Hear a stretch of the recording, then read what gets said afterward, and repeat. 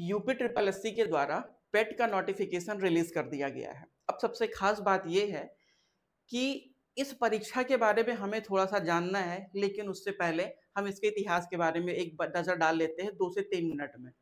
पेट एक प्रारंभिक परीक्षा है जो कि उत्तर प्रदेश अधीनस्थ चयन सेवा आयोग के द्वारा कंडक्ट करवाया जाता है। ऐसा माना जाता है कि लोग इसे टायर 1 का पेपर भी कहते हैं, प्रारंभिक परीक्षा भी कहते हैं, प्रीलिम्स पेपर भी कहते हैं और लोग इसे प्रिलिमिनरी एग्जाम भी कहते हैं, क्योंकि इसीलिए हम इसे पेट के नाम से जानते हैं। अब सबसे खास बात है इस एग्जाम की कि अगर इस एग्जाम में आपका परफॉर्मेंस अच्छा है तो आने वाले 1-2 साल तक जितने भी पेपर आएंगे उन सारे पेपर में आपको मेंस देने का मौका मिलेगा। मतलब उसमें आपको ही पेपर देने का मौका मिलेगा, बाकी अन्य किसी को नहीं मिलेगा। इसलिए ये पेपर बहुत महत्वपूर्ण हो जाता है।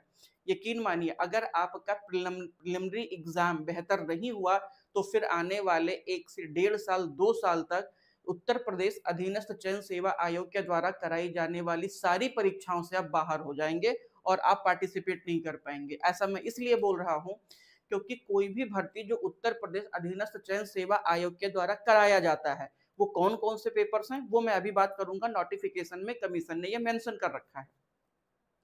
अब सबसे खास बात है कि अगर ये पेपर आपका अच्छा नहीं हुआ, इस पेपर की पॉजिटिव और निगेटिव भी, निगेटिव तो यही है कि मान लिया कि किसी कारणवश आपका पेपर अच्छा नहीं गया तो आने वाले 1-1.5 साल के लिए जो भी पेपर होगा उन सारे पेपर के मेंस से आप बाहर कर दिए जाएंगे, क्योंकि आप कट ऑफ में आएंगे ही नहीं। एग्जाम्पल के तौर पे मान के चलते हैं कि राजस्व परिषद का एग्जाम हो गया, राजस्व मंडी का एग्जाम हो गया, या फिर मंडी सचिव का एग्जाम हो गया, लोअर पीसीएस के एग्जाम हो गए, या फिर लेखपाल का एग्जाम हो गया, या अन्य एग्जाम जो हमारा उत्तर प्रदेश अधीनस्थ चयन सेवा आयोग करवाता है, यूपी ट्रिपल एससी करवाता है। इन सारे एग्जाम से आप बाहर कर दिए जाएंगे। क्यों? क्योंकि ये ऊपर से टॉप के बच्चों को लेने की कोशिश करते हैं। जैसे मान के चलिए कि 100 पोस्ट है और 100 पोस्ट के लिए हमने 13 गुना या 20 गुना बुलाने की कोशिश की। हम बुलाएंगे कितने को? बहुत ज्यादा बुलाएंगे, 2000 को। तो अब मान के चलिए 20-25 लाख बच्चों में जो ऊपर से 2000 बच्चे होंगे हम उन्हीं को बुलाएंगे, बाकियों को हम छोड़ देंगे। ये इस पेपर की सबसे निगेटिव है, यकीन मानिए। क्योंकि अगर मेरा किसी कारणवश आज पेपर खराब हो गया है तो उसकी सजा हमें 2 साल तक मिलती है कि हम सारे पेपर से बाहर कर दिए जाते हैं। इसका एक अच्छा पॉइंट भी है कि सिर्फ यही 2-3 महीने अगर आपने अच्छे से मेहनत कर लिया तो आने वाले 2 साल तक जितनी भी परीक्षाएं होंगी उन सारी परीक्षाओं में आप पार्टिसिपेट करेंगे। यह मान के चलिए कि अगर कमीशन करवाता है एग्जाम तो आप हर बार मेंस देंगे, कुछ ऐसा आप समझ लीजिए। अन्य परीक्षाओं में होता है कि प्रीलिम्स भी देना फिर मेंस देना, या नहीं, बस एक बार प्रीलिम्स और 2 साल तक, 1.5-2 साल तक लगभग मान के चलिए कि ये वैलिड होता है। इस बार गवर्नमेंट ने इसमें थोड़ा सा चेंजिंग ये किया कि अब पेट के जो स्कोर है, जो आपकी मार्कशीट है, स्कोर कार्ड है, वो 3 साल के लिए वैलिड होगा। कमीशन का कहना था स्टार्टिंग में कि हम हर साल पेट को लेकर के आएंगे, लेकिन कुछ व्यस्तता के कारण कमीशन हर साल कंडक्ट नहीं करवा पाया। इसलिए अब लगभग 2-3 साल पे एक बार हमें देखने को मिलता है। इससे पहले हमें 2023 में पेट का एग्जाम देखने को मिला था और अब हमें 2025 में देखने को मिला है। ये हो गया पेट के बारे में थोड़ा सा कि आपको क्या बेनिफिट्स मिलने वाले हैं अगर आपने पेट को अच्छे से पढ़ा तो। दूसरी खास बात है कि पेट के अब क्वेश्चंस बहुत अच्छे आते हैं, एक ठीक ठाक लेवल। मैं पेट की बात ना करूं, यूपी ट्रिपल एससी की बात करूं, तो विगत वर्षों में 2023 से लेकर 2025 तक अधीनस्थ सेवा के द्वारा जो भी अधीनस्थ सेवा चयन आयोग या फिर मैं अब यूपी ट्रिपल एससी के द्वारा जो भी मेंस के एग्जाम करवाए गए हैं उन सारे प्रश्नों की प्रकृति बहुत अच्छी है। उनका जो प्रश्नों का लेवल है वो बहुत उम्दा स्तर का है। मतलब आप हल्के में तो तैयारी को ले नहीं सकते हैं।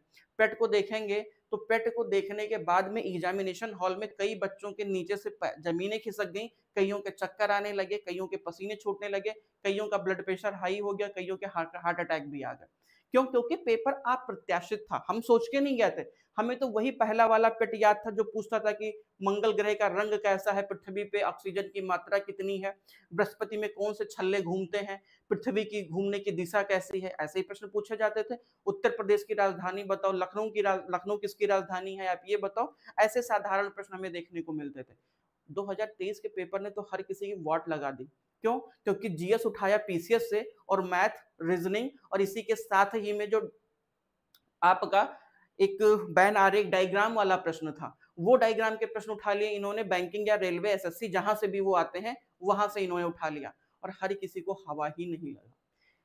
नॉर्मल बच्चा, सिविल का बच्चा जीएस मैथ करके आया, और वनडे वाला बच्चा रीजनिंग, मैथ और आपका वैन आरेख वाला करके आया। अगर किसी ने 34, 35, 40, 45 के भी ऊपर गए तो उनकी स्थितियां बहुत अच्छी मानी गई 2023 के पेट में। तो अब आपको पता चल गया होगा कि अब आपको क्या करना है, सारे एग्जाम्स एक तरफ और आपका अधीनस्थ चयन सेवा आयोग का पेट एक तरफ, क्योंकि ये प्रीलिम्स एग्जाम है। अगर ये गया तो आपका 2 साल गया, यकीन मान लीजिए। अब आप 2, 3, 4 महीना वेट करेंगे या फिर 2 साल तक आप वेट करेंगे, आपको ये देखना। वेट का मतलब है 3-4 महीने अगर आपने रगड़ के पढ़ाई कर लिया तो आने वाले 2 सालों तक जो भी मेंस होगा वो आप देंगे। क्लियर? अब हम चलते हैं इनके नोटिफिकेशंस पे, बातें हमारी और आपकी हो चुकी हैं। क्लियर है? अगर मैं मेंस बात करूं इनके विज्ञप्ति की, तो विज्ञप्ति में बहुत सारी चीजें नहीं है, पहले वाली ही विज्ञप्ति है। बस जो मेरे मित्र नए शामिल हो रहे हैं उनके बारे में, या उनको मैं इसके बारे में अपडेट कर रहा हूं, पुराने तो ऑलरेडी पता है। ठीक है? अगर मैं विज्ञप्ति की तिथि की बात करूं तो इनकी विज्ञप्ति की तिथि कब आने वाली है, तो विज्ञप्ति की तिथि ये बता रहे हैं कि हम 2 तारीख 5वां महीना 2025 को इस विज्ञापन के प्रकाशन की तिथि है, यानी 2 तारीख को ये रिलीज किया गया था। क्लियर है? हम आवेदन कब से प्रारंभ कर रहे हैं, तो हम 14 तारीख से प्रारंभ कर रहे हैं। पेमेंट जमा करने या ऑनलाइन सबमिट करने की अंतिम तिथि कब है, वो 17/6 है, और शुल्क समायोजन एवं आवेदन में संशोधन की तिथि 24/6 है। मतलब आपका नोटिफिकेशन फॉर्म सबमिट शुरू हो जाएगा 14 तारीख को, 17 तारीख तक आप लास्ट पेमेंट कर सकते हैं, और 24 तारीख तक आप उसमें संशोधन कर सकते हैं, ऐसा ये बता रहे हैं। बाकी ये सारी चीजें पहले की ही भांति हैं, इसमें कुछ नया नहीं है। अब अगर मैं थोड़ा सा यहाँ पे बात करूं कि कौन कौन से पद आएंगे इसके अंतर्गत, तो इसके अंतर्गत 2 पद आपको देखने को मिलते हैं, एक समूह ख और एक समूह ग, जिसे आप पहले लोअर पीसीएस बोलते थे, अब लोअर पीसीएस किसके अंतर्गत चला गया है, यूपी ट्रिपल एससी के अंतर्गत चला गया है। तो जो लोग यूपी ट्रिपल एससी के पेपर को हल्के में ले रहे हैं, सीरियस नहीं ले रहे हैं, उन्हें मैं बताना चाहूंगा कि अगर आप लोअर पीसीएस का वेट कर रहे हैं तो आपके लिए ये वाला पेपर बहुत इंपॉर्टेंट होने वाला है। बाकी चीजें कुछ खास नहीं है। ऑनलाइन आवेदन की प्रक्रिया कैसी है, वो ऑनलाइन जा करके आप गवर्नमेंट की वेबसाइट पे कर सकते हैं, मतलब यूपी ट्रिपल एससी की वेबसाइट पे जा करके आप फॉर्म भर सकते हैं। जो मोटी मोटी बातें होंगी उसी पर मैं आपसे बात करूंगा। रजिस्ट्रेशन ऑलरेडी आप कर सकते हैं, मैं बहुत छोटा सा है, इसकी पीडीएफ ऑलरेडी हमारे टेलीग्राम चैनल पे पड़ा हुआ है, और मैं यहाँ पर क्लास के बाद डिस्क्रिप्शन में इसकी लिंक को कॉपी कर दूंगा। क्लियर है? तो ये छोटे से सारे इंफॉर्मेशन हैं, जो महत्वपूर्ण इंफॉर्मेशन है बस वो मैं आपसे साझा करूंगा। इस पर मुझे बहुत ज्यादा आपको वेटेज देने की जरूरत नहीं है। हाँ, ये मैं थोड़ा सा आपको दिखा दूं कि आपको फीस कितना पेमेंट करना है। तो सामान्य ओबीसी के लिए 185 रुपए है, यस, अनुसूचित जाति के लिए 95 है, अनुसूचित जनजाति के लिए 95, और जो हमारे हैंडीकैप दिव्यांग व्यक्ति हैं, दिव्यांगों के लिए 25 रुपए रखा गया है। तो ये कुछ फीस पेमेंट की प्रोसेस हो गई। आप ओटीआर के थ्रू इजिली भर सकते हैं। मोबाइल नंबर में आप देखेंगे जो यूपी ट्रिपल एससी का आपने ओटीआर भर रखा है, उस ओटीआर को लॉगिन करेंगे, वहीं से ये फॉर्म आप भर सकते हैं। सबसे खास बात है कि यहाँ पर एक जो आयु की सीमा बताई गई है, आयु की सीमा 1 जुलाई 2025 को 18 वर्ष पूरा होना चाहिए, और योग्यता में क्या रखा गया कि हाई स्कूल के समकक्ष कोई भी आपकी डिग्री है तो आप इस फॉर्म को भर सकते हैं। छोटी छोटी मगर मोटी बात है। 18 साल के ऊपर का कोई भी व्यक्ति जिसने हाई स्कूल पास कर रखा है वो पेट के एग्जाम को दे सकता है। उम्र 1 जुलाई 2025 से कंसीडर किया जाएगा, ये बात आप ध्यान के रख चलिएगा। अगर आप जनरल और ओबीसी के हैं तो 185 के आसपास आपको पेमेंट करना है। बाकी है अगर एससी और एसटी तो 95 रुपए, अगर आप दिव्यांग है, हैंडीकैप है तो आपको 25 रुपए पेमेंट करना है। ऑनलाइन आपको कैसे करना है, तो यूपी ट्रिपल एससी के ओटीआर पर जब आप लॉगिन करेंगे तो वहां पर आपको आपका पूरा डेटा मिलेगा, और वहीं से इस फॉर्म को आप सबमिट कर देंगे। क्लियर है? बाकी यहाँ पर कोई और खास बात नहीं है। अगर मैं बात करता हूँ रिजर्वेशन की, तो रिजर्वेशन जैसा पहले था आज भी वैसा ही रिजर्वेशन रखा गया है, उसमें कोई भी संशोधन नहीं किया गया है। एक बार आप इन्हें खुद से पढ़ लेंगे कि किस व्यक्ति को बाहर किया जाएगा, किस व्यक्ति को नहीं किया जाएगा। यहाँ पे नॉर्मलाइजेशन भी बताया गया है। एक बात और जो अभी पीछे बताया गया था, कमीशन ने कहा है कि अगर छात्रों का आवेदन एक संख्या से ज्यादा होता है, मतलब अगर हमारा एक दिन में पेपर कराने की कैपेसिटी से ज्यादा होता है तो पेपर को विभिन्न चरणों में कराया जाएगा। ये कमीशन ने पहले ही बता रखा है। अब सबसे इंपॉर्टेंट बात है इसका सिलेबस। तो इसका सिलेबस बहुत ही यूनिक सिलेबस है, मतलब बहुत ही पेट सिलेबस है, नाम ही इसका पेट है, तो इसका सिलेबस भी बहुत यूनिक है। मतलब यहाँ सब कुछ नहीं पढ़ना है, बहुत ही चुनिंदा टॉपिक्स को हमें दिया गया है पढ़ने के लिए, लेकिन वो चुनिंदा टॉपिक से जो प्रश्न बनते हैं वो भी बहुत चुनिंदे प्रश्न बनते हैं, बहुत ही सोच समझ के प्रश्न उठाए जाते हैं और बहुत ही डेप्थ में प्रश्न उठाए जाते हैं।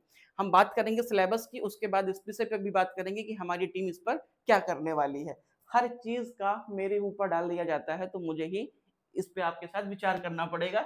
हालांकि हमारी टीम क्या करने वाली है, मनोज सर आपको के साथ साझा करेंगे, इंद्रदेव सर भी आपके साथ साझा करेंगे, या हमारी जो अन्य फैकल्टियां हैं वो भी आपके साथ इन चीजों को साझा करेंगी। लेकिन फिर भी जो मुझे दायित्व सौंपा गया है उसका मैं निर्वहन कर रहा हूँ। ठीक है, तो सबसे पहला जो सिलेबस में मेंशन किया गया है वो क्या है, वो मैं आपको बता देता हूँ। देखिए, इन्होंने कहा है पहली चीज कि आपका पेपर कितने घंटे का होगा, 2 घंटे का पेपर होगा और 100 नंबर के पेपर होंगे। प्रश्नों की संख्या कितनी होगी, प्रश्नों की संख्या 100 होगी। पहला जो आपका विषय इन्होंने दिया है वो दिया है भारतीय इतिहास को लेकर के। भारतीय इतिहास में कौन कौन सा टॉपिक क्या हमें पूरा पढ़ना है, नहीं, भारतीय इतिहास में इन्होंने बहुत अच्छा सिलेबस लिख रखा है। और भारतीय इतिहास से कितने प्रश्न आएंगे, 5 प्रश्न सिर्फ आपके भारतीय इतिहास से आएंगे, जिसमें एक है सिंधु घाटी सभ्यता, वैदिक संस्कृति, बौद्ध धर्म, जैन धर्म, मौर्य वंश। और सबसे खास बात है क्या सब पढ़ना है, नहीं, बौद्ध धर्म में हमें सिर्फ महात्मा बुद्ध के जीवन एवं शिक्षाएं, महावीर स्वामी की जीवन एवं शिक्षाएं, मौर्य वंश में हमें सम्राट अशोक को पढ़ना है, गुप्त वंश में हमें सिर्फ चंद्रगुप्त और समुद्रगुप्त को पढ़ना है, हर्षवर्धन, राजपूत काल, सल्तनत तो पूरा दे रखा है, और मौर्य साम्राज्य या सॉरी मुगल साम्राज्य, मतलब मेडाइवल इन्होंने पूरा लिख रखा है, कुछ छोड़ा ही नहीं इन्होंने मेडाइवल में। हमें मराठा को देखना है, मराठा जी के साथ ही में ब्रिटिश भारत के अभ्युदय एवं प्रथम स्वतंत्रता संग्राम, यानी मॉडर्न इंडिया भी हमें देखना है, और ब्रिटिश राज का सामाजिक आर्थिक प्रभाव, ये हमें किसमें देखना है, ये हमें भारतीय इतिहास के अंतर्गत देखना है। अब हम आते हैं नेशनल मूवमेंट पे। तो नेशनल मूवमेंट में हमें स्वाधीनता आंदोलन के प्रारंभिक वर्ष देखने हैं, स्वदेशी तथा सविनय अवज्ञा आंदोलन हमें देखना है, क्रांतिकारी आंदोलन एवं उग्र राष्ट्रवाद का उदय, विधायी संशोधन एवं ब्रिटिश ईस्ट इंडिया एक्ट 1935 या ब्रिटिश इंडिया एक्ट 1935, और भारत छोड़ो आंदोलन, आजाद हिंद फौज, नेताजी सुभाष चंद्र बोस। हमें इतने प्रश्न देखने हैं, मतलब हिस्ट्री से ओवरऑल आपको 10 प्रश्न मिलने वाला है बस। अब हम आते हैं ज्योग्राफी पे।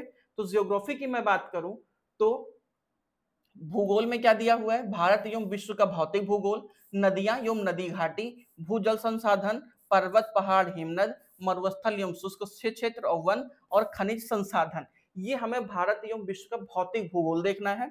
भारत एवं विश्व के राजनैतिक भूगोल, जलवायु एवं मौसम, टाइम जोन, सांख्यिकी, परिवर्तन एवं प्रभाव।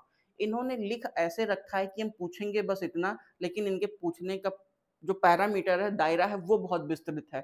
सिलेबस बहुत संकुचित है, पूछने का दायरा बहुत विस्तृत है, तो यकीन मानिए कि आपको डेप्थ में पढ़ना पड़ेगा। तो कितने प्रश्न हो गए हमारे, 10 प्रश्न हो गए हमारे इतिहास से, और 5 प्रश्न हो गए हमारे अभी ज्योग्राफी से। अब भारतीय अर्थव्यवस्था में हम देखते हैं कि भारतीय अर्थव्यवस्था में ये क्या पूछने वाले हमसे। तो भारतीय अर्थव्यवस्था में 1947 से लेकर के 1991 तक जो भी इकोनॉमिक रिफॉर्म हुई है या हमारी अर्थव्यवस्था कैसी रही है, उसके बारे में ये हमसे पूछना चाहते हैं। कह रहे हैं भाई साहब हम योजना आयोग के बारे में पूछेंगे और पंचवर्षीय योजना पूछेंगे, जबकि मैं आपको बता दूं कि योजना आयोग भी समाप्त कर दिया गया है 2015 में, पंचवर्षीय योजनाएं भी समाप्त कर दी गई हैं, लेकिन आज तक ये हमारे सिलेबस में बना हुआ है। 2015 में योजना आयोग के स्थान पर नीति आयोग का गठन किया गया, और 12वीं पंचवर्षीय योजना जो 2017 में समाप्त हुआ, उसके बाद कोई दूसरी पंचवर्षीय योजना को लागू नहीं किया गया, क्योंकि नीति आयोग को ही लाया गया किसके स्थान पर, योजना आयोग के स्थान पर। लेकिन फिर भी हमारे सिलेबस में इन्होंने दे रखा है। ठीक है, मिश्रित अर्थव्यवस्था का विकास, निजी एवं सार्वजनिक क्षेत्र, हरित क्रांति, दुग्ध विकास एवं ऑपरेशन फ्लड, बैंकों का राष्ट्रीयकरण एवं सुधार। 1991 में आर्थिक सुधार एवं उसके बाद की अर्थव्यवस्था, वहीं पर 2014 के बाद आर्थिक सुधार में कृषि सुधार, ढांचागत सुधार, श्रम सुधार, आर्थिक सुधार और जीएसटी। तो इन्होंने इतना सिलेबस मेंशन कर रखा है इकोनॉमी के अंतर्गत। अब वहीं पे बात करते हैं भारतीय संविधान की। तो हमें पॉलिटी में क्या पढ़ना है, भारतीय संविधान की मुख्य विशेषताएं, राज्य के नीति निर्देशक तत्व, मौलिक अधिकार एवं मौलिक कर्तव्य, संसदीय प्रणाली, संघीय प्रणाली और न्यायिक प्रणाली। जो मेन था इन्होंने आपसे पूछ लिया, संविधान की विशेषताएं इन्होंने पूछ लिया, फंडामेंटल राइट पूछ लिया, डीपीएसपी पूछ लिया, फंडामेंटल ड्यूटीज पूछ लिया, केंद्र राज्य संबंध भी आप देखेंगे तो इसी में आपका मेंशन आ जाएगा, कार्यपालिका, न्यायपालिका सब इन्होंने पूछ लिया, संसदीय प्रणाली पूछ लिया। अरे भाई साहब बचा ही क्या, जब राष्ट्रपति आ ही जाएगा तो राष्ट्रपति से क्या बचा हुआ है, कौन से क्षेत्र में कि कौन सा अधिकार राष्ट्रपति के पास नहीं है, वो तो कहीं से घुमा के पूछेगा। तो आप ये मानिए सिलेबस है एक तरफ और सारे क्वेश्चंस हैं एक तरफ। क्लियर है। अब वहीं पर अगर मैं आपसे बात करता हूं साइंस को लेकर के कि साइंस में क्या चीजें मेंशन की गई हैं, तो इन चीजों को थोड़ा सा आपको ध्यान रखना है साइंस को लेकर के कि साइंस में भी हमको कितने क्वेश्चंस हैं, 5 क्वेश्चन। हर एक सेगमेंट से 5-5 क्वेश्चंस आपको दिए गए हैं या हर सेगमेंट से आपको 5-5 क्वेश्चन पूछे जाएंगे। क्लियर है। विज्ञान में भौतिक विज्ञान, रसायन विज्ञान, जीव विज्ञान और इन पूरे विज्ञान को मिला के 5 क्वेश्चन आने वाला है। अब वहीं पे मैं अंकगणित की बात करूं तो अंकगणित में पूर्णांक संख्या, भिन्न एवं दशमलव, प्रतिशत, साधारण एवं अंकगणितीय समीकरण, वर्ग एवं वर्गमूल, घातांक एवं घात और औसत, यहां से 5 प्रश्न हमसे पूछे जाएंगे। अब अगर मैं हिंदी की बात करूं तो हिंदी में कहां से है, एक संधि से है, विलोम है, पर्यायवाची, वाक्यांश के लिए एक शब्द, लिंग, विभिन्नार्थक शब्द, लोकोक्तियां, मुहावरे, शुद्ध अशुद्धियां और लेखक एवं रचनाएं, जिसमें से 1, 2, 3, 4 ये 4 टॉपिक वही हैं जो आरओ एआरओ में पूछा जाता है। 6 टॉपिक में से 4 इन्होंने उठा रखा है और यहां से भी 5 प्रश्न आते हैं। अब मैं अंग्रेजी की बात करूं तो इंग्लिश ग्रामर से 5 इंग्लिश ग्रामर और आपका जो पैसेज है अनसीन पैसेज से 5 प्रश्न इन दोनों को मिलाकर के आते हैं, लिखा हुआ है। अब मैं लॉजिक एंड रीजनिंग की बात करूं तो लॉजिक एंड रीजनिंग में बृहत एवं लघु, क्रम एंड रैंकिंग, संबंध, समूह से भिन्न को एक छांटना, कैलेंडर एवं घड़ी, कारण एवं प्रभाव, कोडिंग एंड डिकोडिंग एवं निगमन, तर्क, कथन, विश्लेषण, ये प्रश्न 5 आते हैं। इन सब को मिला के 5 प्रश्न पूछे गए हैं। करंट अफेयर से भी 10 प्रश्न आपके पास हैं, तो करंट अफेयर का वेटेज काफी ज्यादा है। अभी तक हमें 10 क्वेश्चन सिर्फ 2 में मिले हैं, एक हमें हिस्ट्री में मिला है और एक करंट अफेयर में मिला है। अगर मैं जनरल अवेयरनेस की बात करूं तो ये भी बहुत ज्यादा इंपॉर्टेंट है और ये जनरल अवेयरनेस खतरनाक पूछते हैं। तो यकीन मानिए इन सब को मिलाकर के जीएस वाला वेटेज थोड़ा सा अच्छा हो जाता है। भारत के पड़ोसी देश, ये स्टैटिक पार्ट है, बहुत तगड़ा स्टैटिक पूछते हैं। भारत के पड़ोसी देश, देश की राजधानी एवं मुद्रा, भारत के राज्य एवं केंद्र शासित प्रदेश, भारतीय संसद, राज्यसभा, लोकसभा, विधानसभा, विधान परिषद, ये सामान्य जागरूकता है। सोचिए, राष्ट्रीय एवं अंतरराष्ट्रीय दिवस, विश्व संगठन एवं उनका मुख्यालय, भारतीय पर्यटन एवं स्थल, भारत की कला एवं संस्कृति, भारत एवं विश्व के खेल, ये किसके अंतर्गत है, जनरल अवेयरनेस के अंतर्गत आते हैं। और वहीं पे इसके बाद में प्रमुख अनुसंधान संगठन, प्रमुख पुस्तकें, लेखक, पुरस्कार विजेता, जलवायु परिवर्तन एवं पर्यावरण। अब सबसे खास बात है कि आप पठित हिंदी गद्यांश से रिलेटेड आपको 2 पैसेज देखने को मिलेगा और यहाँ से कितने नंबर है, 10 नंबर। तो मोर और लेस देन 10 नंबर यहाँ और 5 नंबर पीछे, 15 नंबर हो गया हिंदी का। तो आपका 15 नंबर क्या है, हिंदी है। ठीक है। 5 को नंबर क्या है आपका, इंग्लिश है। ठीक। इसी के बाद में आप देखेंगे ग्राफ की व्याख्या एवं विश्लेषण, जो मैं कह रहा था, यहाँ पे 2 ग्राफ आपको मिलेंगे प्रत्येक 5 नंबर के, तो 10 नंबर का आपका ये हो गया। वहीं पे तालिका, व्याख्या एवं विश्लेषण, 2 तालिका, 5 नंबर के, 10 नंबर ये। तो आपको अगला सबसे ज्यादा वेटेज किसका मिला, डीआई का, और डीआई में कितने हैं, 20 क्वेश्चंस या 20 नंबर आपको देखने को मिलेंगे। तो ये कुछ छोटी छोटी मगर मोटी बातें हैं। अच्छा, इन्होंने कह क्या रखा है कि पेपर का लेवल क्या होगा, तो ये कह रहे हैं कि जो पेपर का लेवल होगा वो एनसीईआरटी पर आधारित होगा, मतलब एनसीईआरटी को ये बेस बनाएंगे। तो क्या हमें एनसीईआरटी पढ़ना पड़ेगा? अगर आप चाहें तो एनसीईआरटी पढ़ सकते हैं। अगर आप बिल्कुल फ्रेशर हैं, पहली बार पेट की तैयारी कर रहे हैं, तो एनसीईआरटी आप पढ़ के चलिए। अदरवाइज आप महारत हैं, पहले से ही लगातार 3-4 बार पेट देते आए हैं, आप सिविल देते आए हैं, वनडे में अच्छा पार्टिसिपेशन आप कर रहे हैं, आपकी अच्छी तैयारी एक अच्छे लेवल की है, तो आप एनसीईआरटी को थोड़ा सा होल्ड कर सकते हैं या फिर सरसरी निगाह से आप देखना चाहें तो देख सकते हैं। परीक्षा का प्रकार क्या होगा, वस्तुनिष्ठ होगा, बहुविकल्पीय प्रश्न होंगे और निगेटिव कितना रखा गया है, 1/4 रखा गया है, मतलब 0.25% आपका निगेटिव रखा गया है। क्लियर? तो जो भी महत्वपूर्ण बातें थी वो मैंने आपको बता दिया है। अब एक बात मैं आपको क्लियर करना चाहूंगा, अगर ये आपका 4 महीना गया तो 2 साल आपका गया। अब डिसीजन आपका, भविष्य आपका। आपको क्या करना है वो आपको पता है। इसमें हम आपके साथ क्या करेंगे, तो हम आपके साथ इतना करेंगे कि हम कोशिश करेंगे कि आपको थोड़ा बहुत नोट्स प्रोवाइड कर दें। जितना हम कर पाएंगे उतना नोट्स हम आपको प्रोवाइड कर देंगे। मॉक टेस्ट बहुत इंपॉर्टेंट है, तो मॉक टेस्ट हम लोग लेकर के आएंगे, पीडीएफ में आपको मिल जाएगा मॉक टेस्ट करने के लिए, और ऑनलाइन आपको मिल जाएगा। चूंकि पेपर ऑफलाइन है तो हमारी प्रैक्टिस भी ऑफलाइन होनी चाहिए, तो हम ऑफलाइन भी मॉक टेस्ट लेकर के चलेंगे। तो ऑफलाइन मॉक टेस्ट आप कर सकते हैं पीडीएफ के माध्यम से, ऑनलाइन मॉक टेस्ट आप कर सकते हैं, दोनों मॉक टेस्ट आप इजीली कर सकते हैं। दूसरी सबसे खास बात यह है कि आपको खुद से पढ़ना होगा, लगातार प्रैक्टिस करना होगा, क्योंकि यहाँ पर प्रश्नों की प्रकृति बहुत अच्छी है। अगर आप अच्छे प्रश्नों का चयन करके पढ़ेंगे तो निसंदेह आपका रिजल्ट अच्छा होगा। तो चलिए मिलते हैं हम लोग अपने नेक्स्ट सेशन में, और इसको लेकर के जो भी कुछ इंपॉर्टेंट चीजें होंगी वो हम आपको जरूर अपडेट कर देंगे। ठीक है, तो हमारी टीम इसके लिए तैयार है, और हम सबको काफी वेट भी था कि अगला पेट हमें कब देखने को मिलेगा। चूंकि अब जो पेट हुआ था, पिछली बार पेट हुआ था, उसमें बहुत बच्चों का अच्छा परफॉर्मेंस नहीं रहा है, इसलिए घूम घूम के उन्हीं बच्चों को मेंस देने की नौबत आती है, और जो नए बच्चे हैं वो उससे दूर रह जाते हैं, वंचित रह जाते हैं। तो इस बार आप वंचित ना रहें, इसके लिए आपको लगातार कड़ी मेहनत करनी होगी। जय हिंद, जय भारत।